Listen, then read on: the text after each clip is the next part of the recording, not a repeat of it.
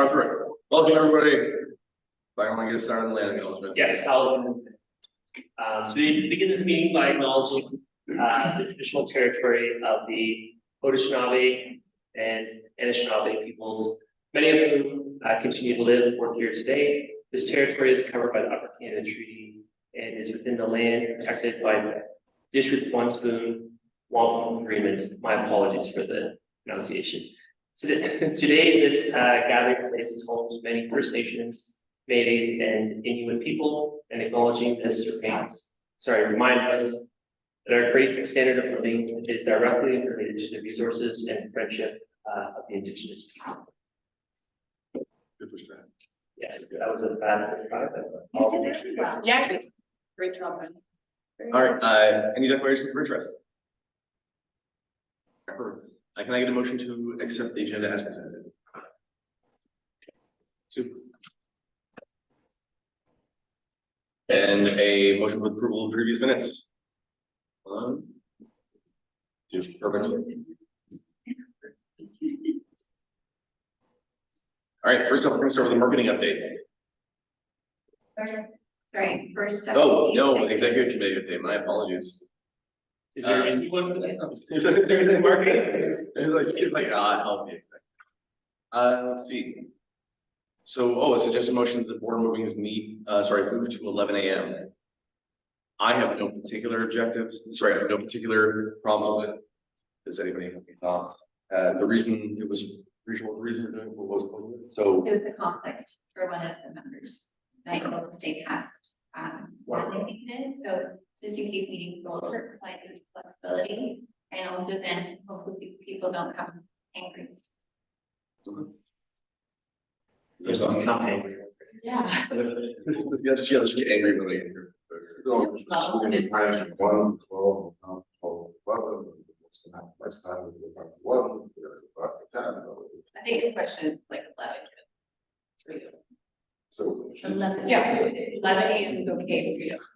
No, I'm just saying, 11 isn't really, because it's your whole day, but like it's once a month, right? Yeah. I'm fine with that. Yeah, I'm fine with it totally. I mean, I'm at the latest. So we would just look for a mover and seconder Moved. and then we need an all in favor. And Katie, I might need you just to come on screen to say yes. Perfect. And Joe, just to confirm you're in favor. Just a hand up if you're okay, Joe, with that motion. Or you just confirm in the chat, Joe, just to say you're okay with the motion. I feel like he's so many. Hey, Joe, if you're okay with the motion, can you put your hand up? Sorry, I'm not able to get the volume on my phone. Can you hear me? I can Should hear turn you. my volume on? So the motion is if you're okay with moving the She's trying to meeting take to 11 a.m. going forward. Yeah, you can see their mouths. Yes, I agree. Great. Can you show a hand? We see your hand, Katie, so I think you're good. We're just trying to figure out. Oh, I see your hand, Joe, so you're good. Rachel, I think what's happening is because of the echo in the room, it's hard on Joe's phone to be able to hear. So I was just relaying what was happening for him. I can hear Amazing. Katie fine. I can't hear. Yeah. Thank you, Katie. Appreciate your help there. Just some feedback too, even from here, it's hard for you guys, maybe just try to Speak louder. All right. So the next motion, Someone approved? We have enough.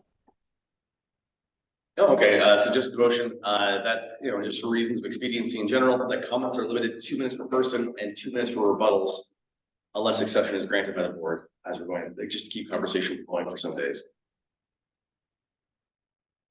Did I get a mover? Yep, great. So Move just- and second, Byron. so just looking to Joe and Katie, the motion was that. Sorry, the motion on the floor is that comments are limited to 2 minutes per person and 2 minutes rebuttal, unless exception granted by the board. So it's currently moved, seconded. We're just looking for all in favor. Katie, I see your hand. I appreciate that. And Joe, if I can just see your hand, perfect. Appreciate it. Thank you.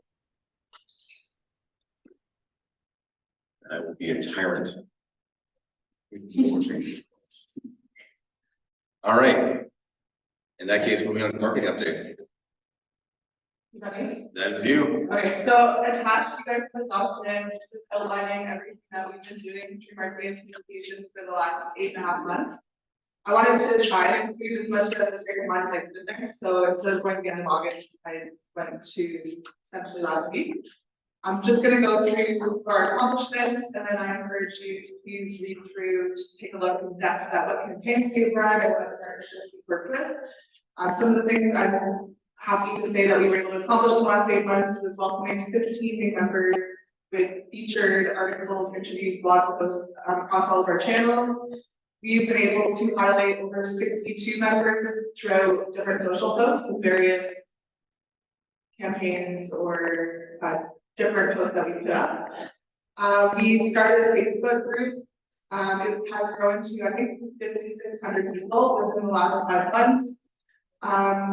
Rachel and myself, along with Dr. Tapo from one of our members, Future Black Female, we presented to all of the VIs across Ontario about inclusivity, intentional inclusivity in our main streets.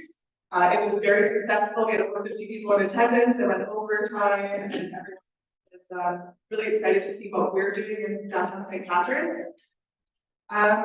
We created a lot of designs and graphics in-house, of course. One of the ones I'm really proud of is our video for Downtown Block Party, which helped us secure the Davidson July title sponsorship.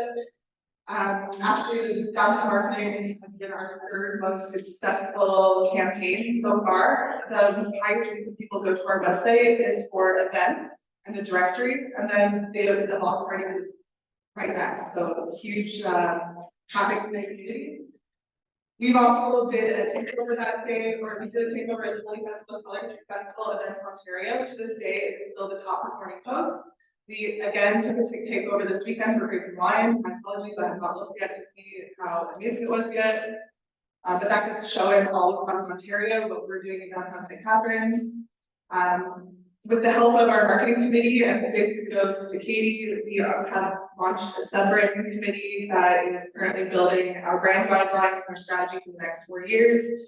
We've increased our partnerships with Rock Niagara and are currently in 2 classrooms. We have 1 marketing intern coming, and we're going to be in 2 classrooms for Niagara College as well, just sorting out the details.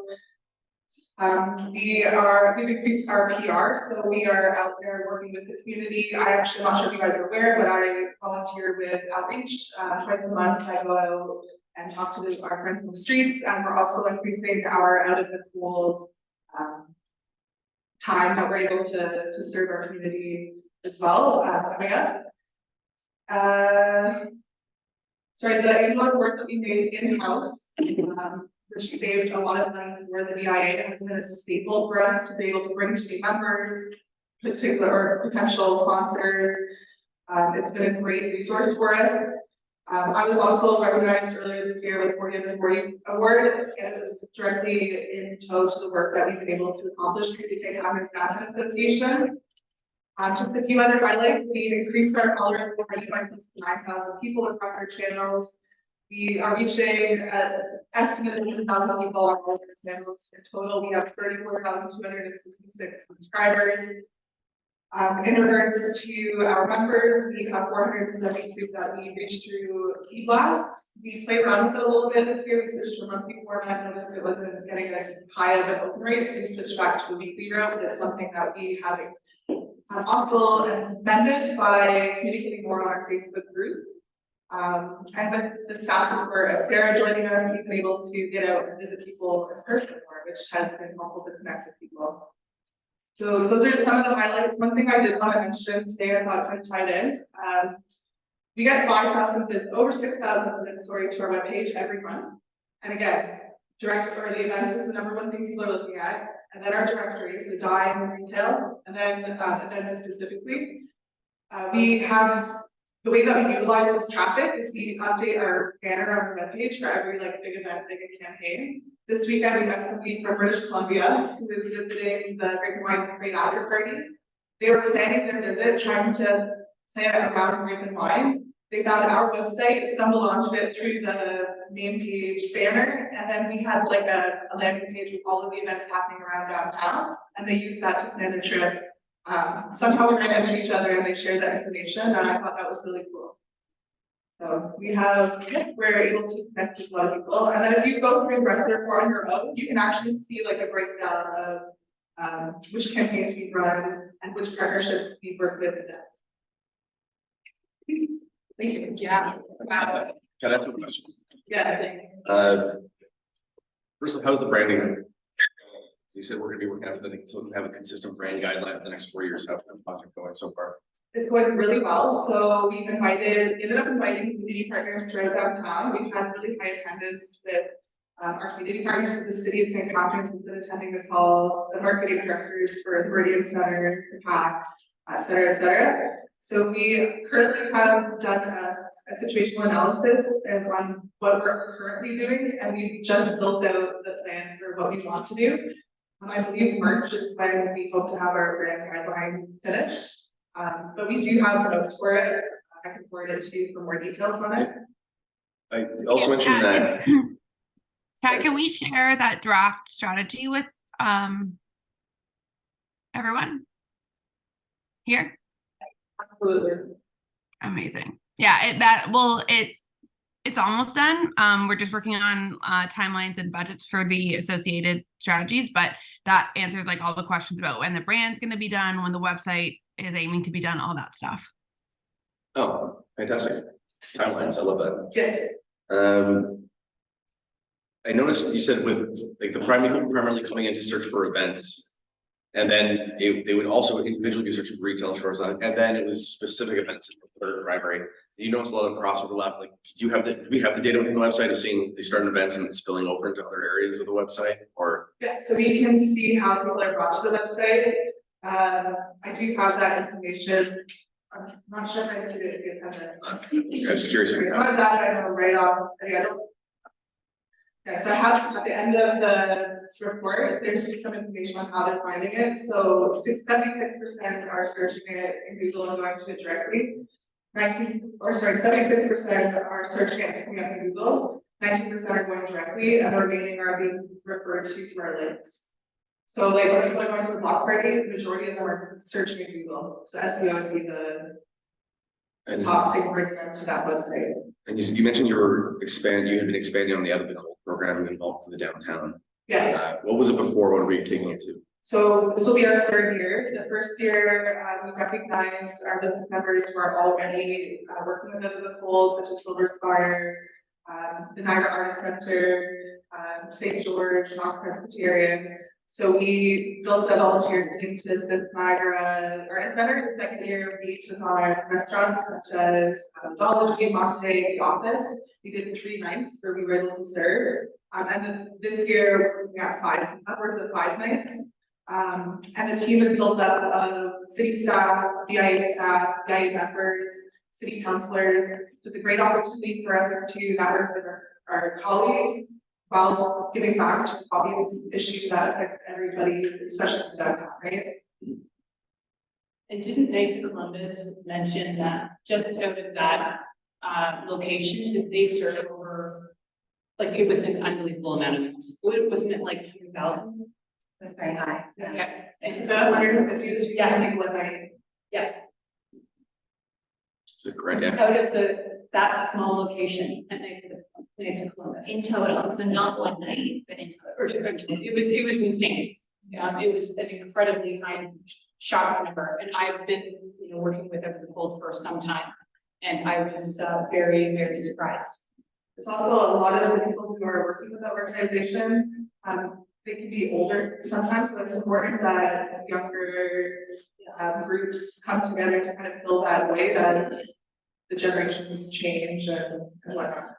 I do have another question. Since we've transitioned to taking most of the marketing in-house, there were a lot of problems we were facing before, but I wasn't on board at the time, so I didn't familiar with all the problems that we're facing. Like I just know there's some things like not be able to update the website in a timely manner, but I don't know what other challenges we've gone through from then to now. So I don't mind speaking. I'm not going to focus on the past challenges, but I will focus on the benefits of having Kat in-house, which I need to curb on how much I use this, but we have the ability for her to basically create all our graphics for us. So all of our event graphics, all of our marketing promo, which means we can modify it. You know, if we notice something needs changed because the date changes or someone drops out, we can really quickly access that and change it. We would never have access to that before. And then also, you know, because Kat does pretty much everything in terms of both website, graphic design, the newsletter, it means everything's cohesive across all of those platforms and can be instantly updated, which is tremendous value. You know, as Kat alluded to earlier with her annual general report, I should have brought more copies, but I hope all of you have seen how excellent that is. That would have cost probably hundreds of thousands just design. So we are very, very lucky to have Kat on our staff to be able to bring her skills and allow us to really take advantage of that. Rachel, do you mind if I jump in here too? Yeah. I would say too, in terms of like the challenges right now, that's what this communication strategy is hoping to address, by laying out like specific ways to fix some of the frustrations, like the website. Like we're embarking on making sure it's updated so it's easy for Kat to update, because right now there's a lot of problems with the template that is on WordPress, and that's just like a technology thing. So once we accomplish the things that we're working on in this strategy, a lot of those pain points will be alleviated, because none of them are like by virtue of having marketing in-house. They're just like ongoing problems that anybody, whether they were agency or not, would be running into. And I think having the strategy and having this document there really gives us a roadmap to make sure that we're fixing those things for Kat, because she is doing so much and she deserves a system that works. When we're switching from WordPress, have we decided what we're switching to? Sorry. Are we switching, when we switch? I don't know if we're switching from WordPress. We're gonna try and see if we can fix what is existing, because sorry, Kat, I'll let you speak to this, but I think we like kind of the vibe of it. It's just making sure it's with current times. And I think our hope is to like either put a RFQ out or something like that for someone to actually be able to come in and help us with that. Perfect. I wouldn't know. No. That's just The version we have is. Oh, and the okay. template is even worse than the page. It's like fantastic technology of 2005. All right, anything else? Perfect. I will just say, if I may, that Kat is a huge asset to our organization and does probably 20 people's jobs in one. And I'm extremely grateful because she literally puts her heart and soul in everything she does and doesn't escape because she lives downtown, so she never gets a day off. Oh, I'm completely aware when I see you still stuck in that office, still between hours. Yeah, and I'll say as someone who like has worked in a myriad of comms, like from like in government to private sector to a nonprofit, like Kat is doing the job of a team of about at least 10 people, I would say, and doing it very well. Not just getting it done, she's doing it very well, and it's very, very hard to do. Thank you. Yeah. Thank you. Honestly, I'm just really glad to have the opportunity to have a part of our downtown. So I think that's awesome. Thank you, Kat. You're doing a great job.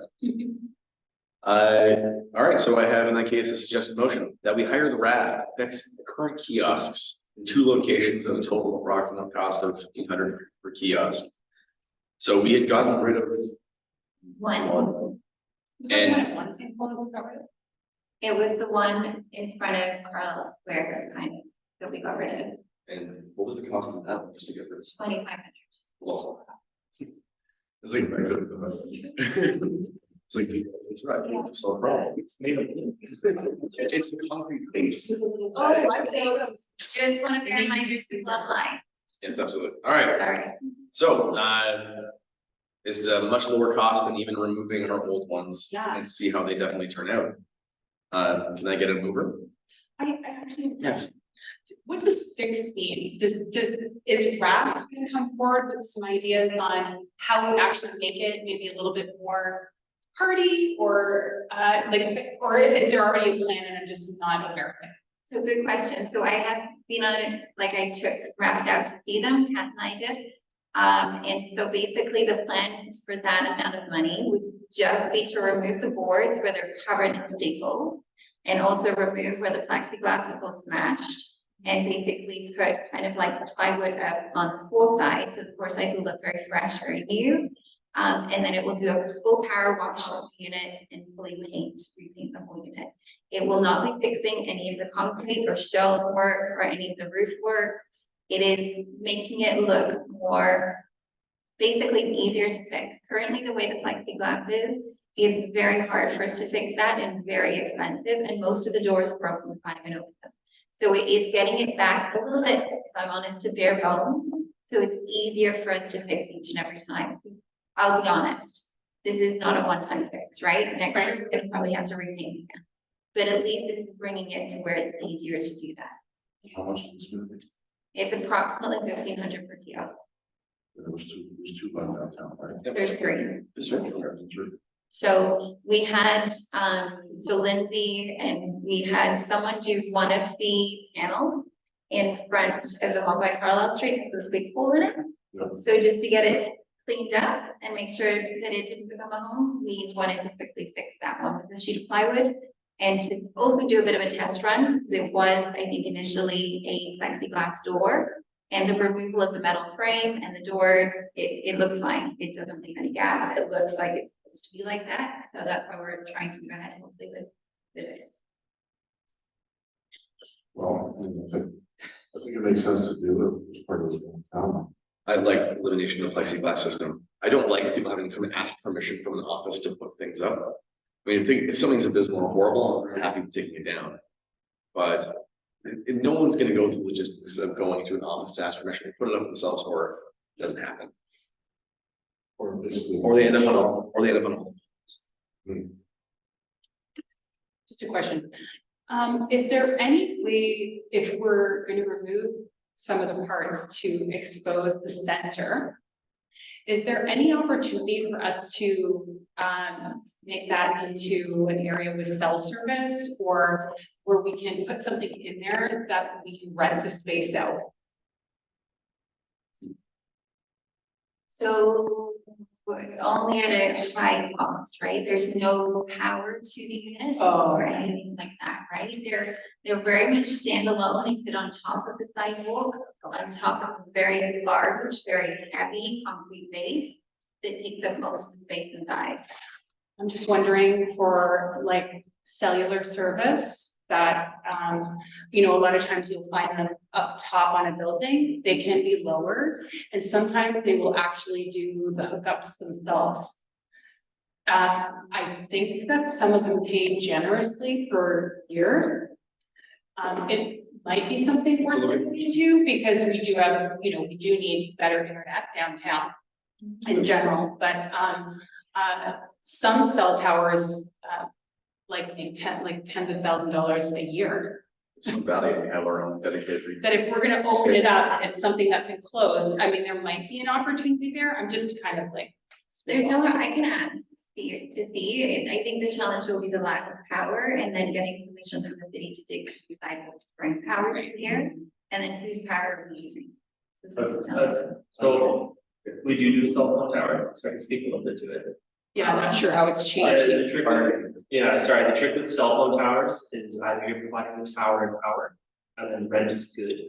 Or the company's coming in and they're doing it themselves, and then rent is all that great deals. It's not very advantageous. Typically, what you want to be doing is putting in the structure and then collecting the rent. You usually collect about 3 times more if the infrastructure is existing. Okay. Yeah, it's about a triple, depending on your area, see matters too. If Yeah. you're more dense, I mentioned it never moves up. If you're less dense, that number also moved down to only about 2 times. But a lot of cell phone companies lately, they've moved to the model of we own it, it's ours. Right. We don't want to be on somebody else's tower unless we're the company that owns it. So like the one that we have, there's a company that owns the tower, they have the phone equipment, and then they lease out to other companies. Right. But we already know that there's another company waiting, that if this company says we don't want the tower anymore, they'll sell it to the other company, not to the landowners. They no longer want landowners having the possession of the tower. Because the other big problem is we decide to say, hey, game over, I own the tower, I can tear it down. It's against the law for them to tear down their tower, but they own it, even if it's on my property. They also do sell, they also have the service contracts, which are very valuable. Yes, So it's, that you're looking at 25 years worth of service. Those are really lucrative contracts. Yeah. Anyway, I just thought that I would see if there was an opportunity. we should look at, if we should do the view signs, it's something to look into. Because everything would be coming in new, that's when you. Just wondering on, will we be able to, or is it to have like, I hate bringing in like the mall and stuff, but there is like a directory as to, you know, when some people are coming in downtown and they see a map and they see the stores and restaurants. Yeah, That's so something. we currently have had those maps up at the kiosk, but unfortunately haven't replaced them as regularly as we maybe should have done. Just because it has been a challenge getting access to those locked doors behind the plexiglass, most of the doors are completely broken and won't work. So with this model, our intent will then be to create a map that's a more of a heavy duty kind of, not plexiglass, but yeah, tank.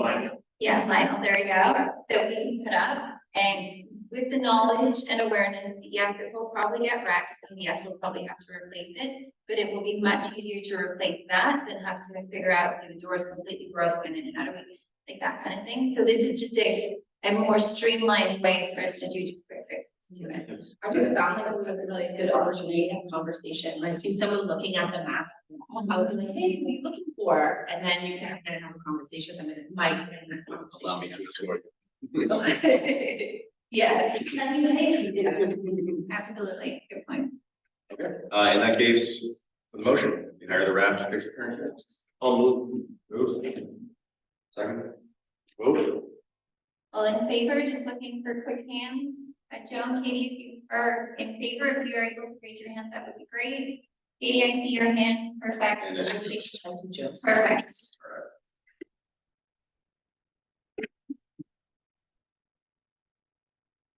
All right, and then another suggested motion is the SEA decline the opportunity to have the electric kiosks installed downtown, not the perpetuity, but this specific opportunity. Just wasn't what we're looking for. Move second. Mover, Yeah. mover, seconder, And then, any opposed? yeah, No one. let's do it that way. Yeah. Then if we do any opposed, you don't have to raise your hand. Any opposed? All right, fantastic. Will we look at that again? Oh, yeah, Okay, that was just like. not right now. And we had some two. So I might just ask, with your permission, that we bump up streetscape, all the rest of the committee updates, and move events and financials to the bottom. Sure. Just, Brian's on his way in, I had just given him the correct time to come. Oh, perfect. All right, in that case, street case and sustainability update. I want to again say thank you to Lindsay for coming the last meeting. She was exceptional and really, that's why I short with the updates, because she was coming and she would be summing it up quite nicely. She had her tree planting, the other day, and, so congratulations to Lindsay. Thank you. She did take the tree versus the money so she could help revitalize the downtown. She's obviously heading to her conference on the other side of the world very soon. So we wish her a ton of, well, she doesn't need any luck. She's worked extremely hard and she's unbelievably talented. So we know she's going to kill it. But at the same time, we're super proud of her. But I really, at the end of the day, I guess the only point I want to touch on is that Lindsay's been keeping a really good list of our achievements with respect to streetscape and sustainability and what we still have left to achieve. We've actually met our goals which we're very happy about. So I'm actually putting into the board that if anyone is able to attend Streetscape and Sustainability, especially coming up towards the end of the year, the committee is trying to come up with the goals that we want to achieve for 2024 and beyond, like our short-term goals and our long-term goals as a committee, which has yielded quite a bit already. So I really look forward to anyone on the board who's able to participate with forming these goals for the downtown, because again, the streetscape is again our beautification, and sustainability is managing, like, again, all sorts of things. This is graffiti to garbage to you name it. We have a lot of things crop up, and I'm sure these are all issues we're incredibly passionate about. So if we would love to have an input as we try to come up with both short-term and long-term goals for streetscape and sustainability. And that's all I have to say. Sure, yeah, we want to build a comprehensive long-term plan. Yeah. Okay, on to governance. Can I do one really quick shout out? One of our members just in the little picture at the bottom, it's hard to see. Yes. So BHA, which is actually located in our building, reached out probably at the beginning of the year to say, hey, we want to get involved. How can we help? And connected them with Lindsay. They've been doing cleanups. So this is their second or third, I think, cleanup that they've done with us. Just focused on downtown core. Super lovely. Sorry, but can I add something, which I'm very sorry that I didn't even think to say this. I know I'm imploring the board to please come forward to join us Streetscape and Sustainability to help us formulate plans, short and long-term plans. But to anyone who have any member or a member of the public that happens to be listening to this video on YouTube, and is passionate about the downtown and wants to see change in the downtown or has great visions for downtown, the subcommittee for streetscape and sustainability is open to the public. So please come forward. Everyone can speak. We use regular decorum that you can find in any committee, and we welcome all of you to join to contribute to the entire region's vision for the downtown St. Catharines streetscape. Do we know any idea if the tree planting event is something we want to be doing again in the future? Like we would be adding more events like that? That event came out of kind of Lindsay. But if people do like tree planting events, as we work with the tree report and we formulate our vision of the city for putting trees in downtown, I absolutely think we have more tree planting ceremonies, especially as we especially, celebrating what we're trying to build, Josh, the modular setup for overwintering of trees. Like that would be a wonderful tree planting ceremony, right? Maybe I think our first vision is for the East End, where we are today at Silver Spire. That I absolutely think we should be celebrating it because these are huge wins. Yeah. That tree planting ceremony was amazing. That was the first one I ever went to. And I thought it brought a lot of attention just to the community. What are you guys doing? Why are you doing this? And we got to like talk a little bit about what was happening. Also, they gave us the knowledge about trees, which I've shared with people.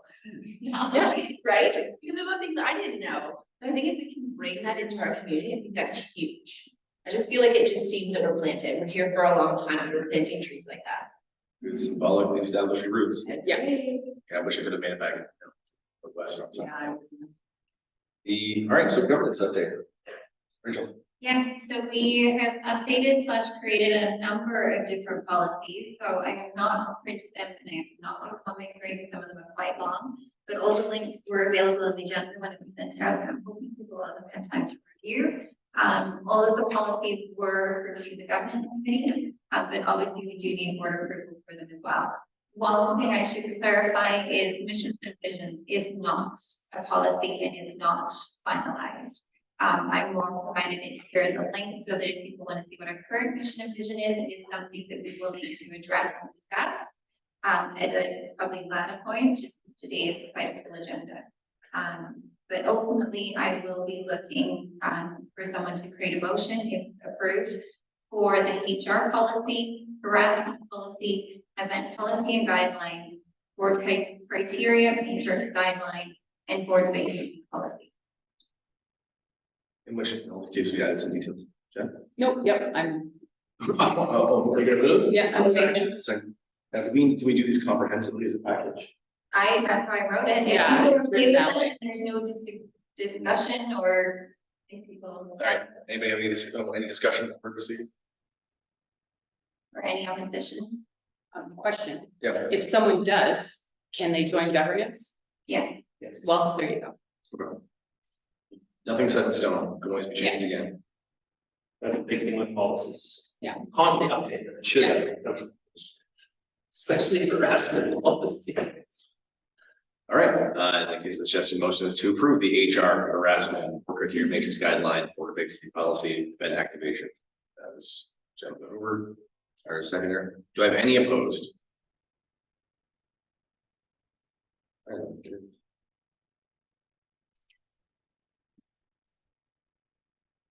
But the mission and visions are gonna be done later. Because just trying to figure that one out. Okay. In that case, we're going to have this get update. I do, one second, I do have one question. Are we putting it back on today's agenda? The vision, yes. Or is this being moved to another meeting? Is this something we can discuss today? It was there just because we had discussed it at the governance meeting and I wanted to share what our current mission and vision were and also a little bit of an update on what a mission and vision should be. All right. So the link to Whatever. Yeah, maybe like just have it read out loud, and then can I also request that it be put as an action item on every meeting until it's dealt with? I love it. Yeah, So this is our current mission, or sorry, vision, mission and values. It is. So you can, because it's so tiny, I can read it. Thank you. I forgot my glasses today. I don't need glasses and I still can't read it. Yeah. It's pretty. So our vision is that the city of St. Catharines, we choose to lead massive shifts to be vibrant, diverse and pedestrian first downtown where people tell us they can't wait to come back. Our mission, participating in programs aimed at the physical improvement and beautification of the core, as well as the promotion of the downtown as a great place in which to shop, work, dine, play, eat, live, and explore. And not to the past, a booming present and bright, strong future. Do more downtown where you'll discover eclectic shopping, diverse dining, vibrant entertainment, and services to meet every need. And then our values, and here's the heading. So the values are engaged, committed, invested, collaborative, inspiring, risk-taking, innovative, imaginative, passionate, creativity, respect, inclusive, open-minded, support, integrity, diversity, unique, accountable, and open-minded. So, can you give an example of what we should be aiming for? Sure, so this kind of cheat sheet, so to speak, at the first page.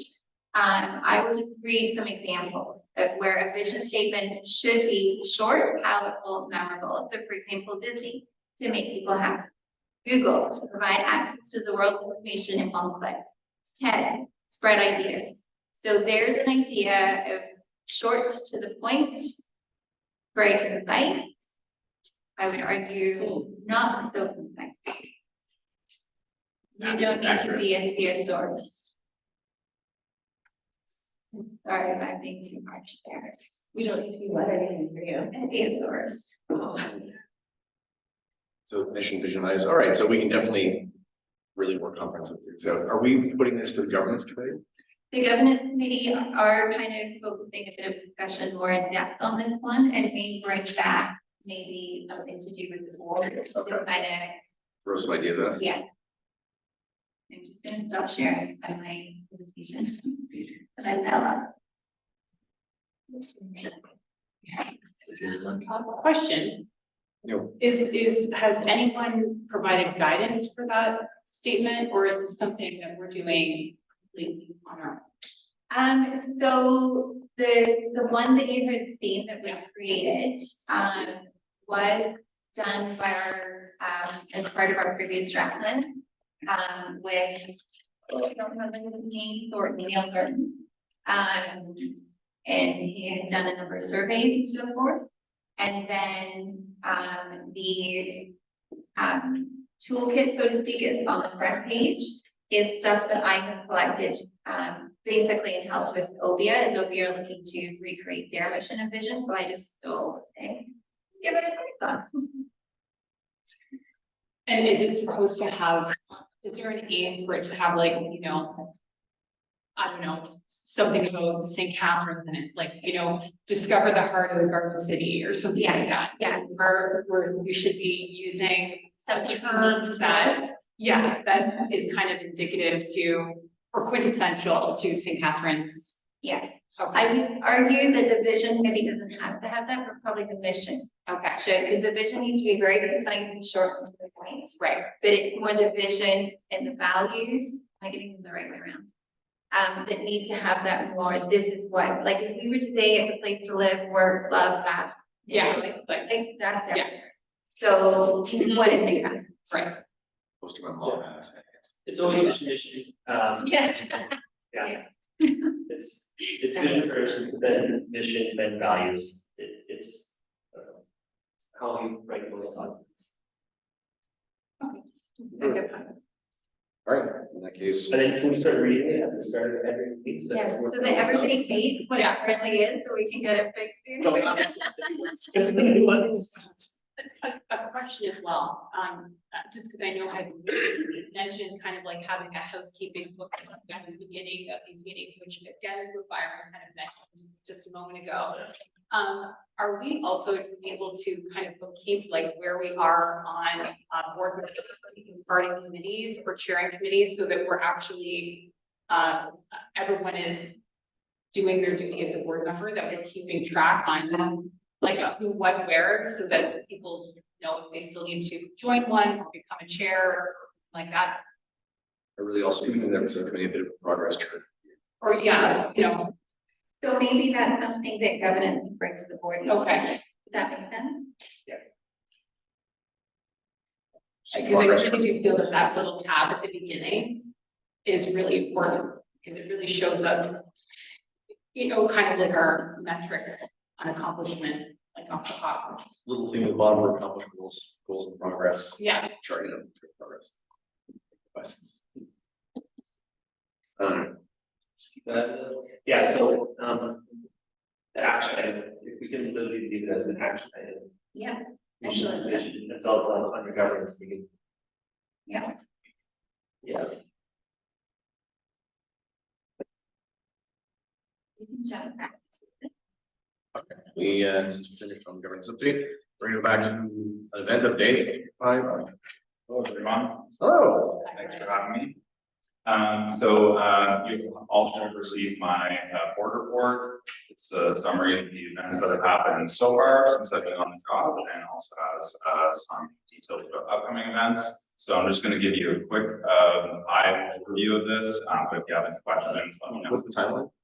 Or when did you start? Sorry. Oh, I started in March 30th of this year. Yeah. So about 6 months now, which I think is a good time for a report to you guys. So thank you for having me for that.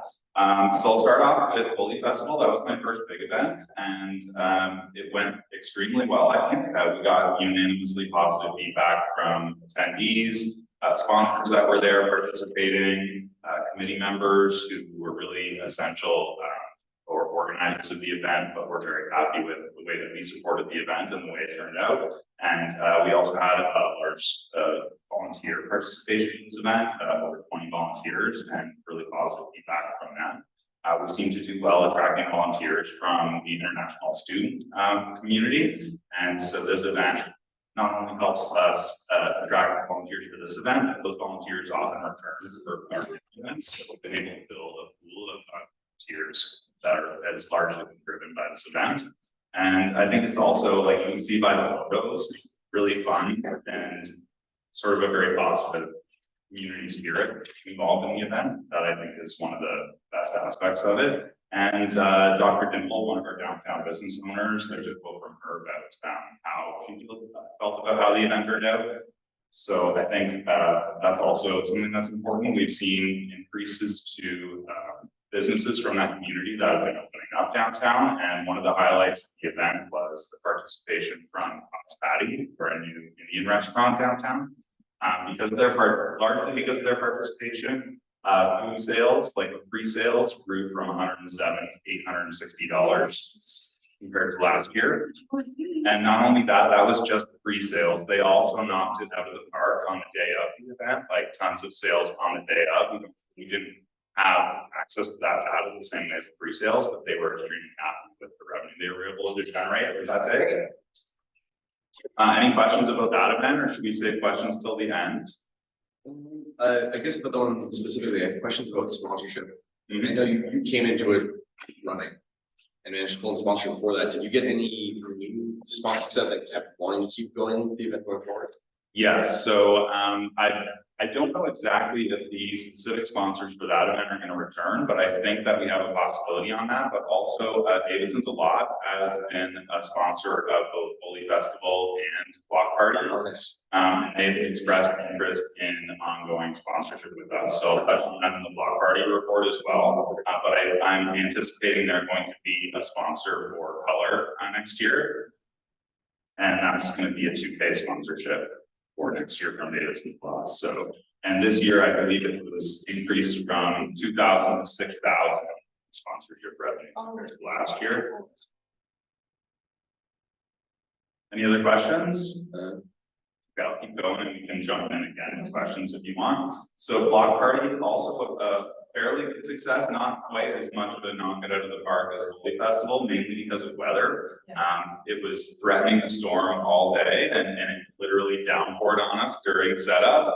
Luckily, it was able to clear for the majority of the day and then some rain again at the end of the night, unfortunately. But despite the weather, you can see from the photos, we had people on the streets, we had musicians performing, we had a lot of positive feedback, and the event was a lot bigger in scope than previous years. Aside from the weather, I would say one of the challenges that we've gotten feedback on is that it's such an exciting event, everyone wants to participate, so it ends up being spread throughout the downtown, and one of the challenges is creating continuity and connectivity between the different areas of the downtown, especially because the section of St. Paul Street from Carlisle to Bond is not able to be shut down because of the bus terminal. So you end up with a bit of a gap between the two main areas of the event. So we are looking at that for next year. We may look at relocating the Queen Street stage closer to James and looking if there's some way we can activate that stretch of St. Paul.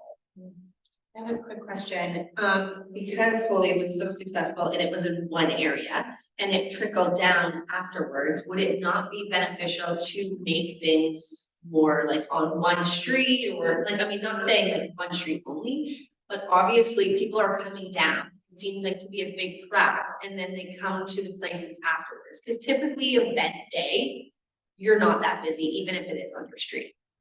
Yeah, it depends on the business. Some businesses will see a lot of traffic the day of, whereas other businesses is more about the exposure or that people will return. They'll see the business, or they'll just a more general sense, excuse me, a more general sense is that they'll just have a positive impression of downtown, which will just make them want to come downtown. And then that is a little bit of an indirect, more of an indirect benefit to businesses. If there's more people coming downtown, they feel more positively about what's happening.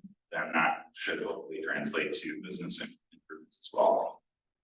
Sorry, Brian, just a question. Now with the Block Party, did we have bouncy castles for that as well? We did, yeah. Okay, so were they placed at the east end, like where we are right now, at Sosa Meyer? There was some placed on the east end. There was a bit of a mix up with the delivery of the bouncy castles. So there's supposed to be one at the east end and one on James Street. They put both of the bouncy castles on the east end and they put another sort of activation on James Street. So I'm just wondering if we're having a hard time with kind of people hopping over Carlisle, because they maybe, it doesn't look like anything's there for a little bit. I'm wondering if placement of the bouncy castle, when we get them, because we don't always have them, or something that's more of an attraction that's kind of bright and big, is a great idea in front of the MTO building. which gets people to cross the street, and then you're maybe going into face painting, basketball, and then a market that continues onto more dispatch and pocket change, for instance, that will kind of get that interest in people not wanting to miss out on something. Just a suggestion. Yeah, we need to try to do something in the middle there, yeah. Yeah, because obviously people congregate on like the end by James, but you know, so much is happening on the East End. Like you don't want anyone to miss it, and even the basketball was a huge hit. Yeah, so also touching on what Amy said, just trying to kind of find a way to condense the event into a more connected area. And that's the MTO. I don't know if we have contact information for accessing that, the use of that space. I know they've also had some construction fencing up there currently, but you know, hopefully that's not going to be there next year, and we can see whether there's an option to activate that space. Another idea would be some kind of mini car show where the cars are just in the parking spots, because we're not able to close the street, but that can still attract people to that section. There's, you know, definitely in the brainstorming stage right now about what that's going to look like and what location changes we can make to bring it together. Obviously, though, it's more so like, because we do have partial closures, but when we do have those full closures, we want everyone utilizing almost every square inch. So if we're having, you know, it's arduous for people to somehow cross Carlisle, that might just get to immediately cross. Definitely. Yeah, a couple of other high level highlights there. Sponsorship revenue was a huge increase this year. So $500 to $14,000. That's partly because of Davidson's Lock coming through as their presenting sponsor, and they were also able to help us build some partnerships for stage sponsors as well. So this is a great partnership to have, because they have a lot of connections to other businesses that are interested in sponsoring in the future. So I believe in addition to them, we haven't signed the paperwork yet, but they've committed verbally to a 10,000 sponsorship for Block Party next year, up from 5,000. And they're already wanting to hit the ground running on seeking out stage sponsors as well. So we're already looking at increasing that 14,000 to a higher. I am blown away, Brian. Like, I can't even believe it. I'm so grateful for you guys. This is unbelievable.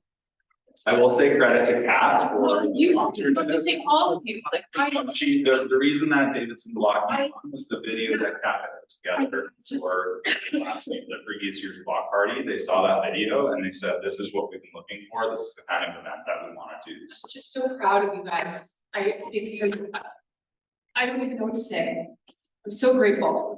Thank you. Is there anything else you want to cover about Block Party itself? No, I think that's good, unless there's any questions. I mean, anecdotally, I mean, even with the rain, as a business, I did see a big uptake that day because of the rain specifically. Well, the event crossed out, we filled up because they were still looking for things to do downtown. So, I mean, as an anecdotal thing, it was livelihood, unfortunately, the community suffering, but They didn't leave. no, not at all. They stayed downtown. They were looking for things to do. And then when it rained out, there's some people church. Yeah, there's also a quote from Robbie from Archives, Wine and Spirits at the bottom of the block party section here, who also indicated that he saw a revenue boost both on Friday and Saturday. So he's seen in general revenue decreases on the weekends because of, you know, not having a patio out there every weekend. But then he said that the Friday night won't have the music crawl and the Saturday for the block party were both adding to revenue for an estimated 2.5K revenue boost for that reason. So that's another anecdotal, but, and again, it depends on the type of business and the way that they choose to participate in the event, but there is opportunities there for us to drive traffic and revenue to businesses. Just remembers in the future. Okay, I'm gonna skip over some of the other, you know, smaller events like member workshops and things like that. You guys, I know you've already talked about the event schedule for next year. So we have, we just recently had the parade after party. When I wrote the report, obviously that was still an upcoming event. I think it went really well, but I'm gonna do a full return on investment report and analysis on that and it's completed. And we have the Halloween candy trail coming up. It's going to be smaller and more simple to put together and an easier sort of process for businesses to be involved. Handing out candy is an easy win for everyone to get involved. So we're going to be focusing on outreach to get as many businesses as possible to participate, and the candy Kennedy Trail. Just a quick question on the after party. Mhm. Was it only on one end of James Street? And when I asked that question, I was not there. I was at, I had to work at the other store. Yes, It was because I had kind of tried to get a debrief with staff and say like, how did it go? Like, was it alive? They didn't see anything on their street. On our side, it was totally closed off. It was just on the one end. it was about maybe a little bit more than half, but yes, we did try to condense the event because it was looking like it was gonna be too spread out. Unfortunately, we didn't have as many businesses participating in patios. So in order to make the event feel coherent, kind of like what we were talking about, block party, Right. tried to bring it a little bit tighter together. So there wasn't really as much happening on far end of King, or on far end of James near King. Now, It was for like- positive, they said Works was like really busy and we did have sales that day. which Okay, Typically, great. we don't, so I mean. Yeah, I think people were still walking by that stretch because Yeah. they're coming from the park and they need to get to the other end of James. So we still saw a lot of foot traffic going up and down Yeah, that so there section. is positive to that, but Exactly. obviously. I think there's a video I'm sorry. that they have of it. Do you want to share that though, so the online guys can see it? It's not. Good call, yeah. That's on my desktop. I'm not gonna share it because that's what I did, really choppy. Oh, okay. So it is on our Instagram and I can share the link to the people in the chat afterwards. Sounds good. So sorry, guys, we won't get to see the video, but you can hear it. Just know what we're talking about. Okay, You ready? should see.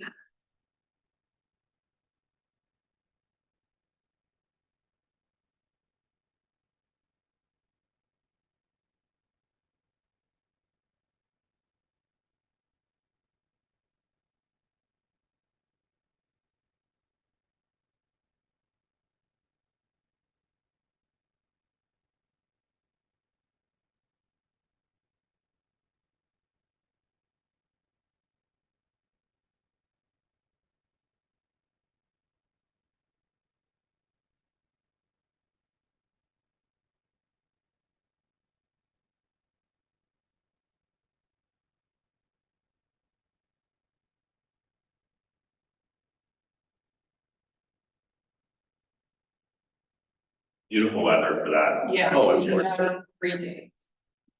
And I just want to clarify that Kat and Brian are amazing, because that was just this Saturday and it went till very late and they were there for the full day and they are both here. So, so kudos to them. Thank you. And they were able to put that video together. Yeah. Rarely get to call for footage. So very excited. Okay, so I'm gonna just touch on a couple of improvements to event management that I think I've been able to achieve in the last 6 months. So we've really tried to improve on our accountability and documentation and paperwork. So making sure that we have contracts for people that are managing vendors, contracts for people who are managing activation areas, things like that. And we've also, on Jen's suggestion, created an event and activations guidelines so that we can help businesses understand some of the limitations, challenges, the timelines that we need to be taking into consideration. Working with the city on a road closure especially, but there's also some things to take into consideration in non-road closure events. Just as an example, there was confusion about patios, alcohol, and we serve on the streets, these sort of things. So it's sort of like trying to create a more summarized version of some of the really lengthy city policy documents that the businesses are just not looking at, where we can give them like a 2-page handout that's like a blurb about alcohol, a blurb about vendors. We're gonna try not to locate vendors near businesses that they're competing with and these sorts of things. So they understand what our goals and the guidelines are, and that they're a little bit more aware of, you know, what policies and limitations we're dealing with the city, with fire, et cetera. And Quick question on Yeah, that, sure. you said it's a 2-page document, I think so. can I ask the font size? It might actually be 3 pages, it's standard font size. We can look at it if you want, I can send you a copy. It's definitely shorter than the cities, which is something like 140 pages, so. Yeah, let's really summarize that. Yeah. That's- Hugely. Well, there's a lot of things there's a lot of appendixes and things like that in the city's guidelines, and to find the specific blurb that you need about inflatables or about alcohol, it's really like quite a lot of information to go through. So you can try to pull out the ones that are specifically relevant, because that's for everything. Is for if there's an event at Montebello Park, an event at Portaloozy. Yeah. Downtown, we try to pull out all the information that's relevant for the types of events we're doing downtown, so that we can get rid of a lot of stuff that's making it too much to read basically for businesses. Yeah. So our safety committee was mandated with some of the documentation had to come on one page because staff just weren't reading it. So someone had the right idea to on down to 8, so it would fit on one page while it's. It's gonna take the notes reading You it. know, you have to try to cut out the, Yeah. strange stuff. How did the bike ballet turn out? Pretty good, I mean, it's. I heard it on the radio and it sounded really cool, the way they described it. Each event that we've done, we've seen an increase in the number of people using it, so I think for the parade after party, that was the most number of bikes that we've serviced, I don't know the exact count. Is it service, like they watch the bike while We- you go? Yeah, they drop it off, we tag it, we give them a ticket, kind of like a coat check, and it's usually located near our info booth, so we have both staff and volunteers, to ensure the bikes aren't going Is missing. there any rentals? Like No. rental bikes? So I'm just gonna jump in, because CNA were our bike ballet sponsor, so they pay for the equipment we use, so everything is fully funded. And then we also initially partnered with Bike Me Up as part of starting up. So this was launched as our Go Green event, and Bike Me Up provided service of bikes as well as watching of the bikes. So it was like a dual service, and they also accepted donations of bikes, and I think several were dropped off as well. So it was a really good partnership that we hope to continue with going forward as well. I was really interested in that, because I know like wineries where I live, they'll rent out bikes so that they can safely go from winery to winery. So That's- maybe that's like, cool, we can ride tandem with all your friends, and it would be very cool. Yeah. The I don't know. cycling leadership committee is looking, they just submitted a grant, actually Lindsay submitted a grant for, to create a proposal for that. So, yeah, potentially our dream would be to use the city space that's vacant commercial, at the bottom of the Carlisle garage to host both secure bike parking, bike tune-up, and bike rentals. Yeah, I think it's important, because if we want people biking in, we need to provide them a place where they can put their bikes. And and again, there's probably much more information on the cycling leadership committee, but some of the data that came back was very promising with respect to people that actually bike into the downtown. Do you know any of it offhand? I don't know offhand, but I do know this is a big one, which I have to laugh at. So from our survey data that we pulled from the roadmap for revitalization, we had 666 surveys completed. We are slowly going through all of the data that's very uglily collected. But cycling was requested to mention more than parking.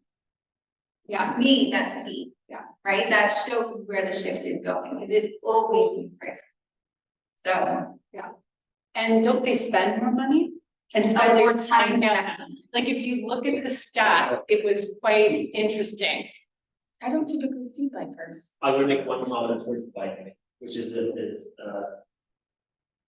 take that as a good bad thing, but I think the reason you see so many cycling comments is because the downtown is cycling cars, and it's 100% non-cycling bikes. Yeah, no, I'm. So, I would cautiously say that we move this towards bikes as opposed to we haven't done anything for bikes. It'd be interesting if you put all bikes up and you still some comments about biking, or would it change over to parking, or would it change over to sidewalks? Would it change over to just cleaner pathways in general? I don't know. Yeah. But I know my brother bikes quite a bit, and he said our downtown here is probably one of the worst, and it has been hit twice here. So. And gentle hits there. Yeah, but, To give it some attention. yeah, well, it's even today when I was coming in, I had a biker beside me. I gave him lots of room on the larger vehicle, so I don't care about oncoming traffic. It's my vehicle, that one I really don't worry about, so. The biker gets all the space in the world, I'm very happy to give him space, but there is nowhere for him to be. Yeah. There is sidewalk, parked cars and lanes that are tight, that haven't fit in the bike, so I just go to the other side. What I'm noticing is more and more people that are actually becoming part of like a bike club.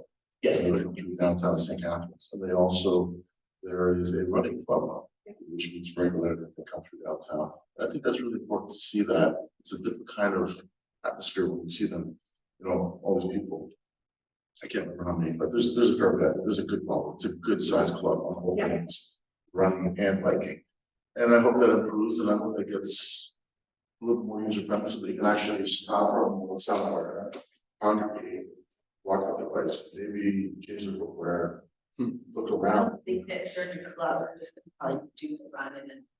Actually, no, they lounge around, they meet at Trust, they go all over the place. Yeah.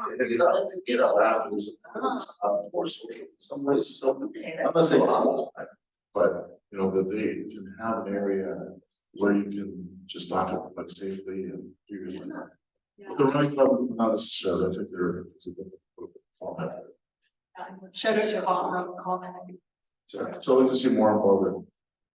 Anything else, like problems? Yeah, I have, the last page here, successes, challenges, support needed, just very briefly mention a couple of them. One of the challenges is access to power. So I'm trying to work with the city to improve access to power because I don't really want to run events that are gasoline fueled and generators are loud and obnoxious kind of. So and present big challenges of running out of gas, they're running out of power, etc. So that's one of the challenges I'm trying to work on. And another challenge is just staffing or setup and tear down can be a little bit challenging. But we do volunteer outreach, but volunteer, you can't guarantee that you're going to get the right volunteers at the right time. Or like, oh, I'll show up at this time. So it can be a little inconsistent. So we are looking at, does it make sense to hire some temp staff to do 1 or 2 hours of setup or tear down during the events, just to take a little bit of pressure off of myself and Pat. Okay, that's everything I think, but yeah, definitely more detail in the report. If you have any questions about that, you can always email me and other questions I'm happy to answer today. I just was wondering, after Rachel and Kat had put together the event handout for the members that the board members were giving out and hopefully getting brought back. I know I had to go get a couple a little bit later than I anticipated. I didn't know if you guys ended up having any feedback. Did the membership find that helpful to have the visual with the information on the events? Do you think that helped at all? Like having a physical handout and meeting with members, like did you guys get any feedback about that? Not too much other than the surveys that the members, like the board members brought back. I will say, I do think it's very helpful to have board members help with the approaching and outreach. Just it's one, it's good to sometimes see a different face. Yep. And 2, it helps us reach more of our members quicker. Because, I mean, just to give you an example, I mean, Ryan just worked a full, well, probably double shift on Saturday. He has a grant app that's due on Tuesday. So like, talk about the rest of the wicked, there is no rest. It is like go, go, go, go, especially with events. So that is, time is often of the essence, right? And that's the challenge. So if board members are willing to help by doing outreach and you know, handing out those flyers and getting feedback, we find 110%, the more face-to-face we can get with our members, the better the communication. Emails, newsletters, we've got great open rates, don't get me wrong, but face-to-face is nothing.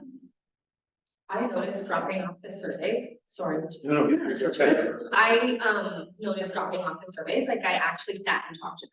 And I think it was super important just because I built a relationship with them. They knew that they could come to me and then I could go to you or where you go. So just talking, so whatever survey and stuff we got, like, what would make it better? And I mean, they all have an idea. Yeah. Now, is when you were discussing governance and you were talking about the vision, the mission, like these actionable items, is that part of our discussion with respect to us being working and our governance board, or where we're landing with that, so that we can make sure that we are actually defining that for our board, so that we can actually have action items that are expected. There's accountability with respect to being carried out versus, again, potentially, and of course I have no feedback about the forms we gave out, like with all the information, like who gave them out, how many returned, who took part in that contribution. Is there a way to make it easier for certain board members if they have other responsibilities that are, Hard data. I'm a scientist, and so I mean, really measurable metrics are the only way we're gonna successfully move forward. Unfortunately, that means tangible work. So, if we're able to find that, well, as far as I'm concerned, systemic requirement for us to build our foundation upon, I think that then we'll have more, a sinuous relationship with board members, but also with respect to accountability and transparency with respect to actual items that we're trying to accomplish at a really grassroots level, because you have incredibly engaged staff members that are really putting the rubber to the road. So when we're able to assist them, they're literally going 10 times farther with our assistance. They're not just going an inch farther, they're going miles farther. Really, we want to, capitalize on that momentum, naturally. So I just wasn't sure if those are kind of a little bit more intrinsically tied together, if that's part of the vision action. Yeah, vision mission should really be under VIA in the sense of what your active VIA members need.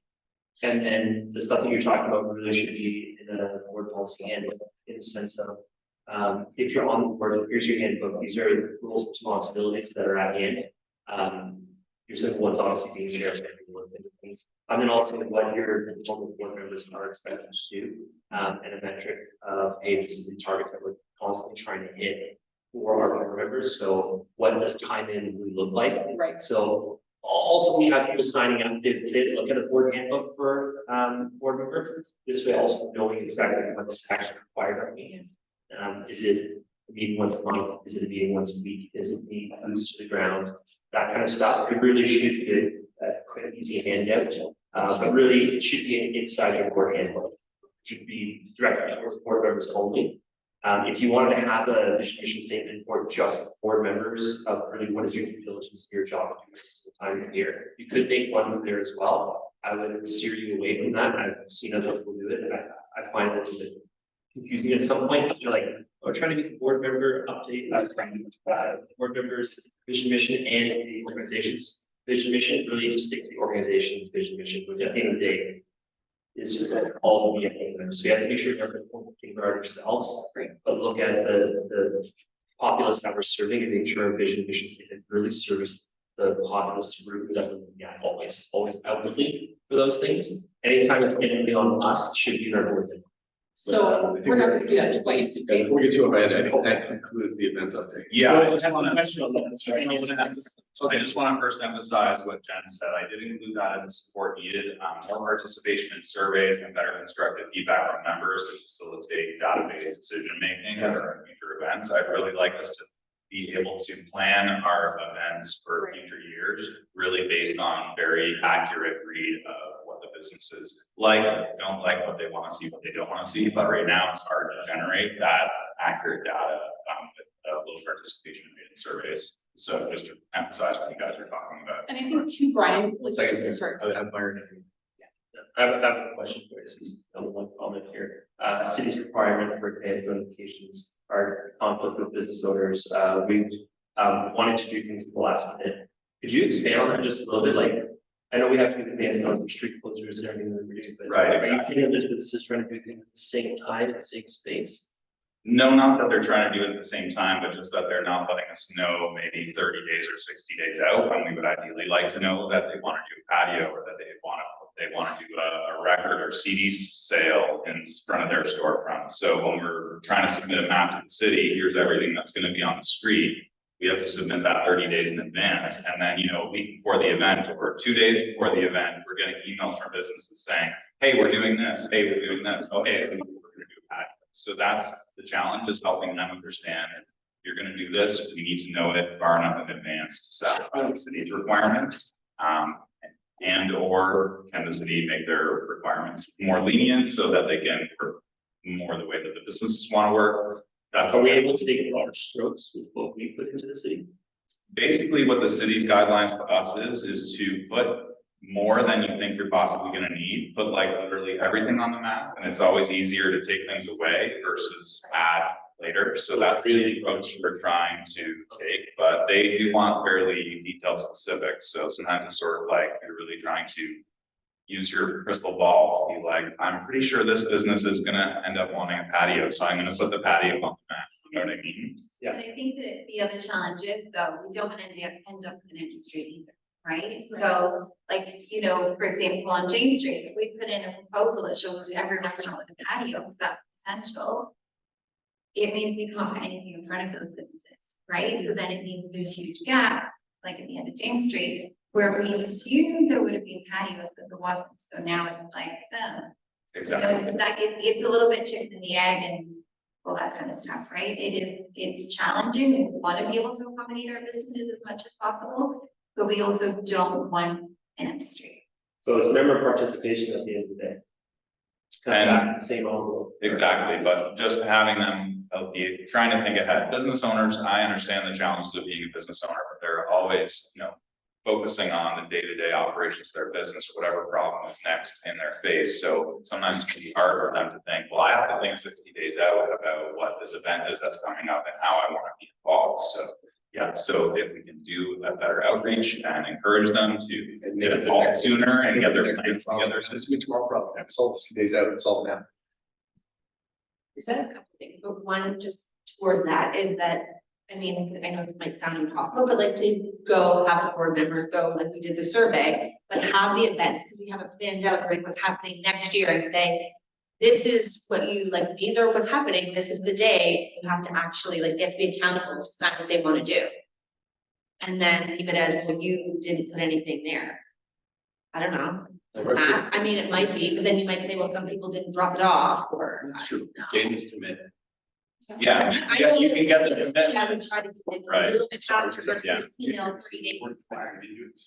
Yeah, you can get the verbal commitment usually, but the problem is they need to then submit drawings for their patio and they need to actually do all the steps to make it Could we happen. send an email reminder then, like an automatic email reminder saying, hey, your due date for Yes. submission on this? I don't know, I don't really know how it works. Yeah. I But think there are Hey, people you that didn't talk stop. to. Allow another vendor. Exactly, Who that's, knows what's right away? that's really what you have to happen. Yeah. Like Rachel said, we don't want to have empty streets, so as much as we want to enforce deadlines, we're often agreeing to allow things after the deadline because we want to really, we want to have that business involved and we want to have the street activated. So that specifically for parade after party, we can use as an example, like you said, Amy, about the other half of James being a bit empty. We were expecting more patios. Okay. We didn't get any at first, and then I think a few days before, we got a request saying, hey, I finally got the papers in with the city, so we're doing this one patio. Now, we had already redrawn the map and moved there, so that patio was kind of floating out there a little by itself, Can but. they submit patios, like say now for next year? Sorry. Just because for reasons of time, we both have a budget and we're positioned to decide on it. Yeah. So if anybody else, any that's really pertinent right now, We can talk about it at the events committee. Yeah, Yeah, please join if anyone wants to discuss further. all right. Great job. Thank you. yeah, amazing job, Brian. Thank you so We've much. monopolized too much of your time you have to do grants. Yeah, do you mind if I step out? Awesome, thanks everyone for having me. Yeah, and I guess too, I guess it's worth saying again, that to anyone listening on YouTube, these are community meetings, they're open to the public. If you have an idea for events, please join. Yes. All right, updating financials. Thanks, Brian. Thank you, Brian. Amazing job. Yeah. You want me to present that or would you like to present? Oh, no, not this one. Oh, no, like, oh, sorry, this is the basic updated financials, except financials as presented, we haven't got that part yet. Just move the financial order. Just got a quick question. Yeah. Most of them, one line here, with the insurance property award. Oh, 1 second, that's for the budget, right? Yeah. Sorry, I need a motion first to accept financials as presented. Okay. Like, yeah, I was gonna say this is really, Nothing's changed. nothing's changed. All right. All the same. Can I, for the financials as presented previously, can I get a mover and a seconder? Moved, second, all right, perfect. Any opposed? Any opposed? All right, excellent. All right, now we can go to budget. Yeah, I was gonna say, let's. Dedicate all them. Yeah. Okay, so you have questions? Got a question. So it says here, 2023 budget proposal, under insurance property and board, $4,500, and then certificate of actuals was 2027, and then 2024 was proposed 2,250. So how did that drop so much? Because in 2023, we had to take out additional insurance because we had so many road closures. That's what I'm okay. And then, Or actually not doing it, it would have been 2022, 2023. says write-offs here, $14,000. That was not this last page, okay. Yeah, write-offs are when a commercial property owner doesn't like the assessment through impact, so opposes it or challenges it. That feels- And basically gets a reduction in their property value, so then we have to pay back the BI levy amount that they overpaid. Okay. And we never know what that is until we're partway through the year, so we always need a little bit of buffer just in case. And so if you came back, and now we actually have a bit of flex because we came under budget for the previous year. So we actually have wiggle room to not be struggling to pay every small bill that comes forward. Okay, I guess we can have a reserve fund. Yeah, that's the goal, slush fund. No, that's slush, just. Actual operating expenses to not always be struggling. For the budget itself, is anything we can discuss key elements or just move forward? So any questions, I guess we start with on the budget itself. I mean, I think I've talked to a lot of you on a one-on-one basis for those who I had an opportunity with. But does anybody have any concerns, questions? This is their chance. Forever hold your peace. So how much is the rent here? The rent is approximately like 23,000. Yeah. Not counting all the old storage. Yeah, we have a ton of free storage, so I do not know what we do with that. That is when I would lean on you guys to be a work board if you want me to clear out storage. Hide things in your basement. Okay, if, like I've said, I've discussed a lot of you about some of the details. I guess I could just move right to the motion. All right, so just a motion to, you know, to approve. One more second. Yeah, oh, Is you're. everyone good? Just I see some reading still. Any Okay. questions from anyone online?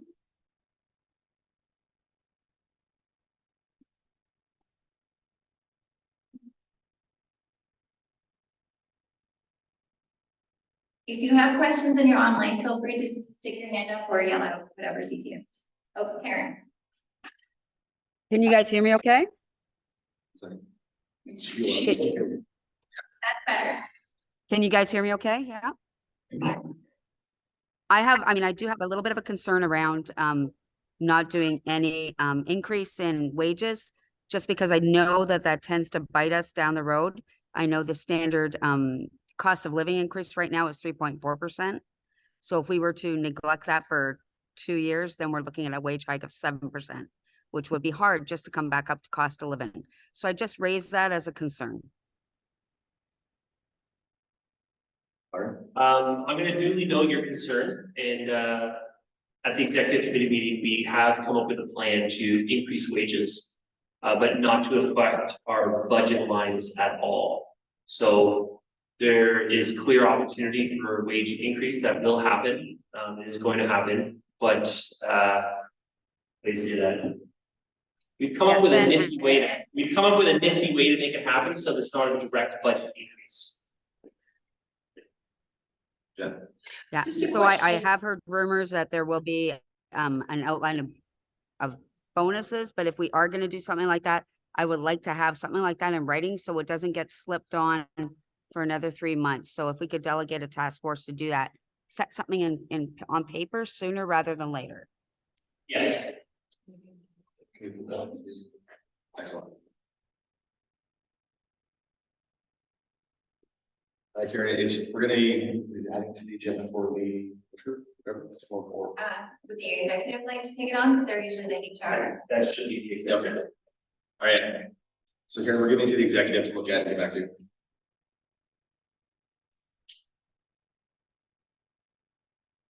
And Jen, For streetscape and beautification. Is there a possibility, and I don't know if things have changed, with respect to hanging baskets in Port Dalhousie? How many they receive for free from the city, or how that works? If you're able to have that matched when we change the budget item? I can reach out to the city to find out what the numbers are. Yeah, I'm just inquiring. Because I think that a match would be a fair ask. And just to clarify, so everybody knows what we're talking about, hanging baskets, currently the downtown association pays for our hanging baskets. Other areas, as alluded to, do not necessarily.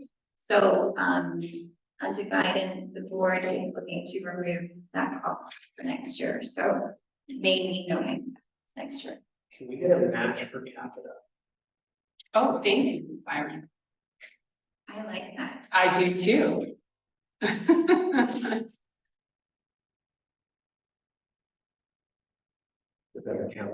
Yes. Stephen? I think competition's a lot of fine, but. So I think conversations. Well, I. Geared on fairness. Geared just to fairness. Yeah, just a fairness, that's all. But yeah, it's not incorrect. We're not here to fight. All right, anything else on the budget? Are we still firm on this snowflake thing? Say that again? Are we still firm on the snowflake removal install? Oh, it's out. It's off. It's gone. We have beautiful ones now. And Yes, and- I'm and very you're excited. going to expand on that for the next year first. Higher amounts of, year round. So, good. Yeah. All right. Damn well better. All right, in that case, there's a motion to approve the 2024 budget as presented. I have Ars mover, Jen seconder. Any opposed?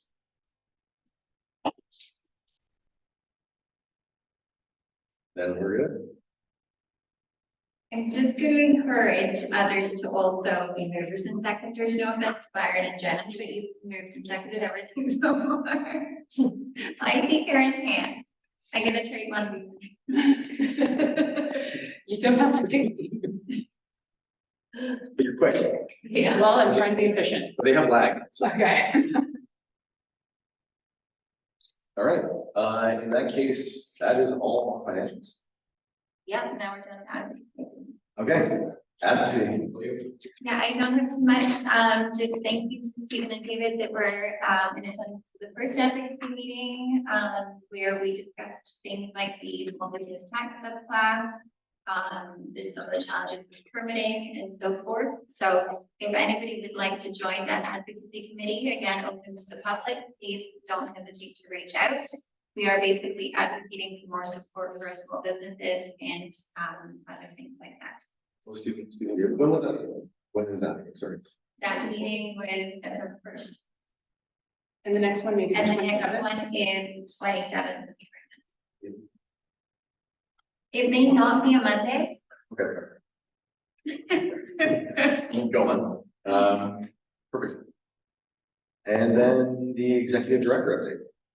Yeah, I will keep it short and sweet. So, just a couple ones that I enjoyed this week. So I met with Sarah from Kleptomania Festival, which is just on, you may have passed on your way here, on St. Paul Street by the MTO building. She's a fairly new business and she's super sweet, very engaged, wants to give back already and provide haircuts to those in need, which is very generous of her. And then I've also met with the leaders of the Hague Neighborhood Association. So we're looking to collaborate on a few different things there, which is exciting. And then I was also on the radio a number of times this past month and week, basically promoting upcoming events in the downtown, advocating for SEPA forgiveness and so forth. Yeah, I will keep it short and sweet. You look at that seat forgiveness, running the clock. I am not so impressed with their so full support an extension of 18 days. So I'm working with Obia, they chair their advocacy committee, so we have drafted a response that we will be sending to the Minister of Small Business, who actually Obia have a very good relationship with, so they called Obia the day of the announcement to say, hey, just a heads up, this is coming, and they got kind of first knowledge of it. So Obia, it has a very good ear for the ministers, and I think that helps. So they came to us first and said, you know, help get the word back and also get feedback. We have decided we don't need to get feedback because our small businesses are not happy with an 18-day extension, and we're continuing to push for what we initially asked for, which was either forgiveness and a loan. So those who get the 5% loan through the government still get to touch $20,000 forgiveness, or yeah, that's what we want. We're sticking with that, right? Short and sweet, just give it. So we'll see. Okay. Let's see. So just motion for accepting the reports as presented? Yes, so I have changed it. So rather than accepting reports as we go through each individual report, I thought it would be easier for us to just do it as the council usually does, just a whole report. All right, perfect. In that case, we'll do that. Suggest a motion to accept all the reports as presented. I need a mover and a seconder, and I'm gonna look at the people online. Aaron. Darren's the front one. There we go. And any opposed? Any opposed? Not seeing any.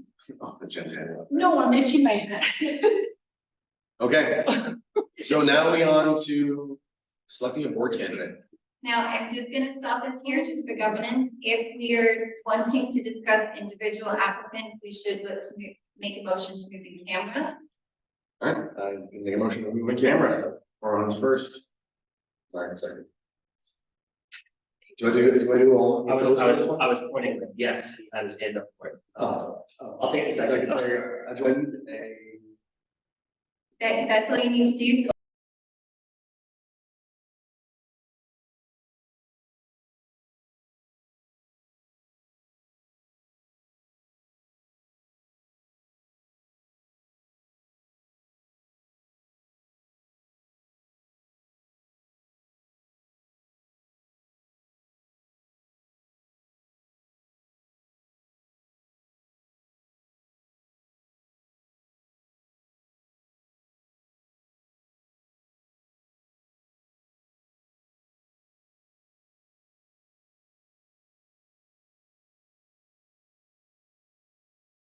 $112.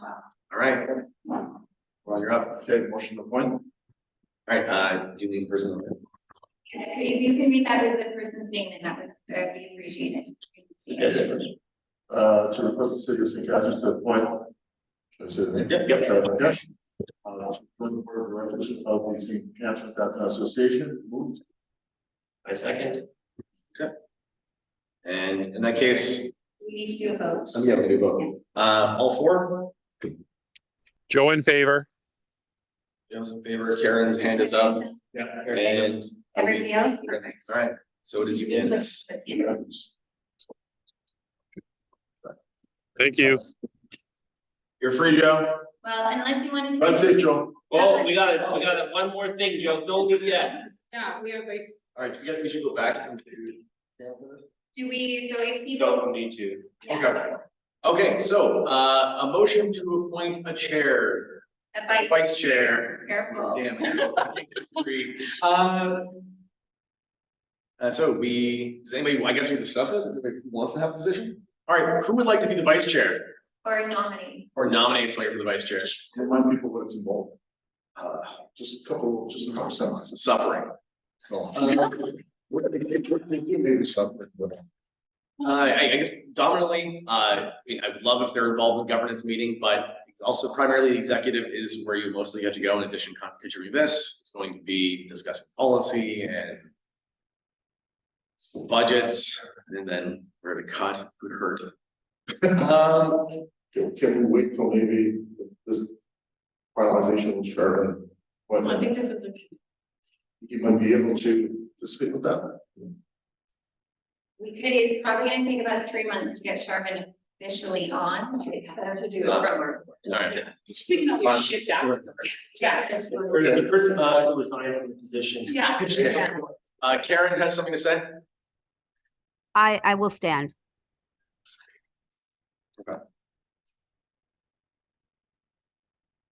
Would anybody Anything else? else? Let's carry it on.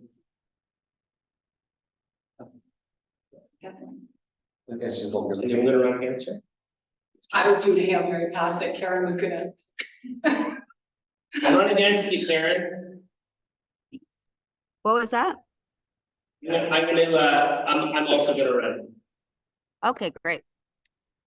Will you, so just to clarify, Byron, both roles Both or roles. give up one, take No, one? I'll look for both. Okay. Make it an official process. Good for you. Good for you. Quite confident in the results, so. So then we will just need a What was that? mover. I'm sorry. Your motion. Sorry, We just need a motion that someone be appointed as vice chair and then mover and secretary. Okay, Yeah, all right, go for it. So it's my phone, it's my, this no, process. like whoever's making the motion needs to fill in the name as vice chair. and then- Okay, I can't read that. Well, then we just say that. Okay, I motion that, for Karen. Be appointed as vice chair. To be appointed as vice chair. And then we just need a seconder. Give it Karen, you second. Yeah, Karen, I think you can second if you so wish. Karen second, and then we need to do a vote for any opposed. Opposed, all right, who's opposed? Who's You're gonna oppose it? I don't have to oppose it. I just let my name stand so that you ran against someone. All right, is no one opposed? All right, I suppose that in that case, the motion is carried.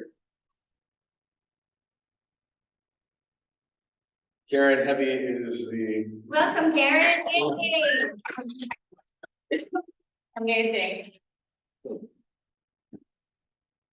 And then we're on your other business. okay. What new business? you have? Other business or just new business? New business. It's always Okay, standing. does anybody have any new business? Oh, look at all that's coming together, boards coming off, nice big windows. Really? There was some serious action out on St. Paul, very much like in the new big horse level. It's really coming along nicely. Our neighbor Soleil, the Italian restaurant, has finally opened. Doing a brisk business, very nice compliment to that at St. Paul Street as well. And Rick Wine was, I think, a very nice success this year. Turnout was really nice. Brought some really good people downtown. Hopefully we'll wait for the other gentleman down the street to get his boards out of his building. And I don't know any timelines on that unless somebody knows and wants to share it with us. Yeah, there's some progress. Perfect. All right, anybody else? All right, motion. I do just want to make people aware, and this is maybe a little bit too soon, but I'm of the mindset of the more you know, the sooner you know, the better. That there may be a shelter coming to the downtown area for the winter months until a shelter is permanently built by the region. So it'll be smaller in scale, 35 beds likely, probably from like November 1st to January 31st. So just want to put it on everybody's radar. We will be working hopefully with the region and the city to create a communication piece so that our members aren't surprised. But we did want to just bring you abreast of the situation in case people do come to you with questions. Where is it located? You know, It's not public yet. and only 3 to 1 minutes. 35. Oh, you better, I'm like, why don't they just bother? It's not on the main drag, it's up the street. Rachel, I'll tell you privately. Do you want to come to the people party with it? Oh, just another quick update. Thank you to those who were able to attend the parking meeting this morning. Thank you also to city staff for being present and providing the update. As another heads up, and we will be working with the city for communication on this. It's not public knowledge yet, but coming to you first. No. Parking will be going up on January 1st from $1.75 to $2 per hour. Right, motion to adjourn. Done, we're out. Oh, you left.